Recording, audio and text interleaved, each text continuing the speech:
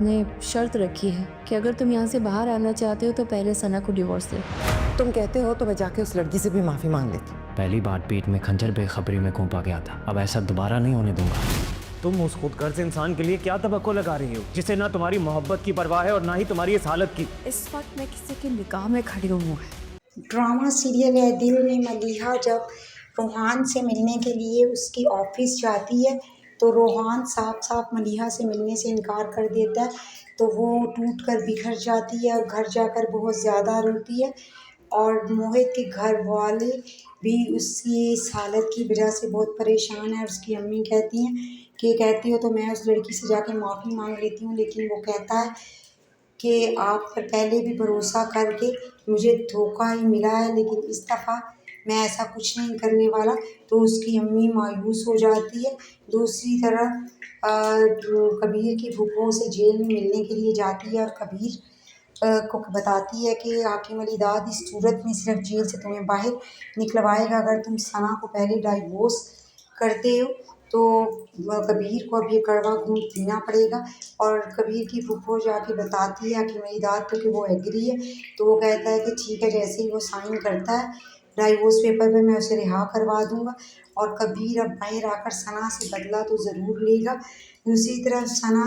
کی حالت دن بدن خراب ہوتی چلی جا رہی ہے مینٹل سٹریس کی وجہ سے، اور وہ کھاتی پیتی بھی نہیں ہے، حالانکہ بطول خالہ اس کا بہت خیال رکھتی ہیں۔ دوسری طرف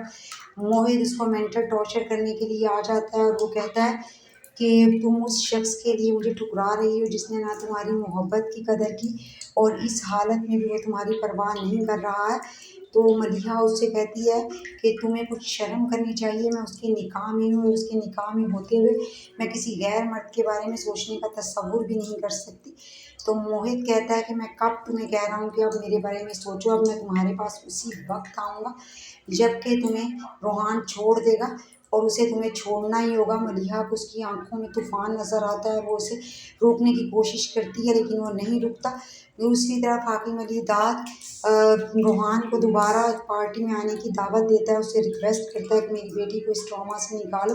تو روحان اس پارٹی میں چلا جاتا ہے اور وہاں پر ثنا بھی موجود ہوتی ہے، اور وہ اس کو دیکھ کر اپنے آپ کو روک نہیں پاتی اس سے بات کرنے کا، اور اسے بات کرنے کے لیے آ جاتی ہے، تو روحان بھی اس سے دوبارہ بات چیت کرنے لگتا ہے۔ اب ملیحہ کے لیے خطرہ دوہرا ہو گیا ہے، کیونکہ ایک طرف تو موہت نے پہلے ہی اس کی شادی شدہ لائف کو خطرے میں ڈالا ہوا ہے، اور اب اگر وہ جاتا ہے روحان کے پاس تو روحان ایک لمحہ نہیں لگائے گا اسے چھوڑنے میں، اور تو ثنا بھی آ گئی ہے۔ ویڈیو پسند آئی ہو تو لائک سبسکرائب کریں۔